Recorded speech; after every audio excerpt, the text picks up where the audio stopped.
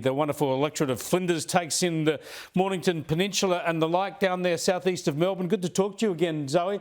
I want to get your thoughts first up on Anthony Albanese not going to the NATO summit. Now, 10, 15 years ago, when I was involved in foreign affairs, it wouldn't be expected that a Prime Minister goes to a NATO summit. But we're doing a lot with NATO countries in Ukraine in particular. We've done a lot in other issues as well.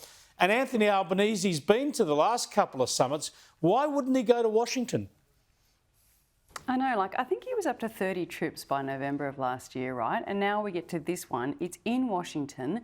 It's with our AUKUS partners. You may well have a new UK Prime Minister. So very important to sit down and talk to him about AUKUS and its progress.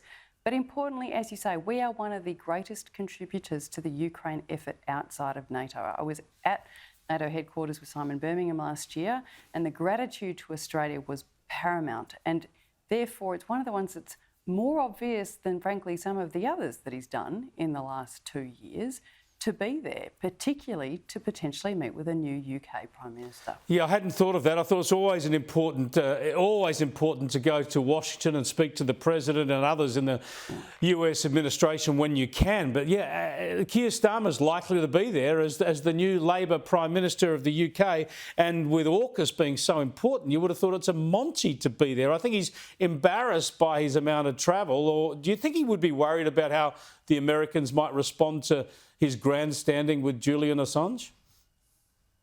Oh, look, I think it's probably more about the crisis that he faces at home. He's got a divided party. He's got a cost of living crisis on a level we have not seen in this country for a long time.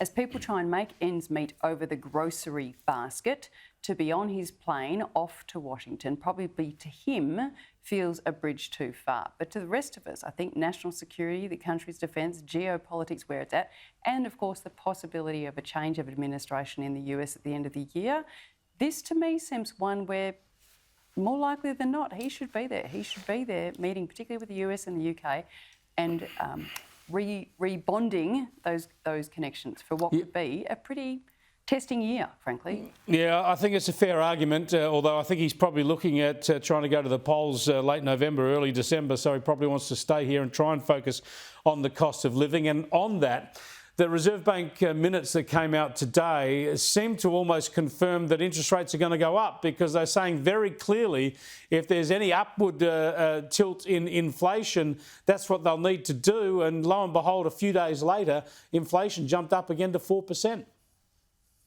Exactly, one of the highest in the Western world, right? Core inflation at 4.4, that's the figure that the RBA looks like.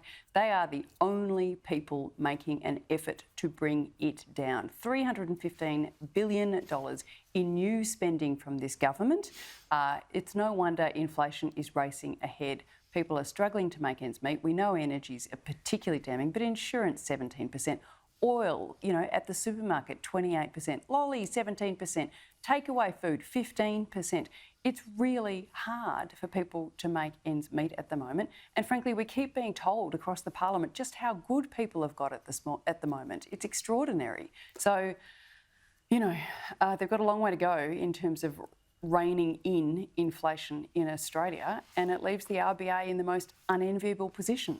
Well, as I said at the top of the program, they're not going to have to make any new ads for their election campaign, because the last election they promised to get interest rates down and the cost of living down, and now they're promising the same thing, having not done it. It's a bizarre. We're sort of $275 for your energy bills. I'm still waiting for that one. Right? That was meant to be a resettling of the energy costs. But I don't watch much commercial TV, but the ads are everywhere for what the government's supposedly doing for everyone. You saw a giant billboard for P. Carlile on the weekend. They're out and about. They're ready for an election. It's just they're not doing more for the Australian people. It's Groundhog Day. Thanks for joining us, Zoe. I appreciate it. Zoe McKenzie there live from Canberra.